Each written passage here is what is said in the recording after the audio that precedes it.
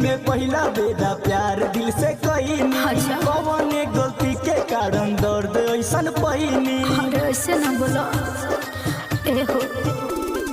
जिंदगी में पहला बेदा प्यार दिल से कईनी कौन गलती के कारण दर्द ऐसन पैनी।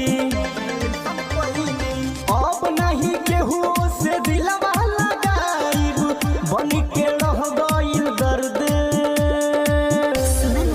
तेरा जमाना हमर बात हो हम लइके धोखेबाज हो। तेरा जमाना हमर बात हो हम लइके धोखेबाज हो। नेहा रिकॉर्डिंग स्टूडियो चकिया धोखेबाज हमर बात हो धोखेबाज हो।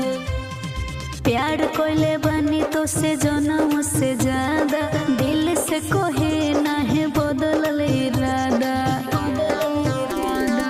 उठ गइल भरोसा अब लइकिन के जात से सोची सोची रोवता निकालू के रात से।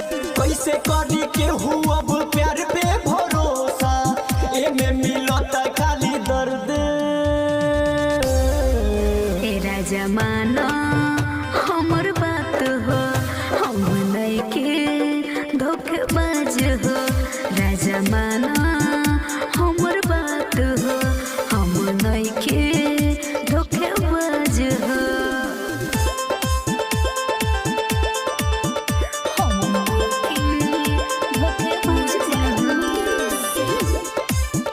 हमर बात हो धोखेबाज हो। हाँ तू हवा हमर हम हाय तोहार हो जनम से ज्यादा तो से करिले प्यार हो। कैसे करी गोरी तोहरा पर विश्वास हो जाते दिखले बानी तोहे नीरज के पास हो। तोहरा के पावे खातिर दुनिया भूलैनी प्यार में मिलल हमके दर्द। तेरा जमाना हमर बात हो हम लइके धोखेबाज हो। जमाना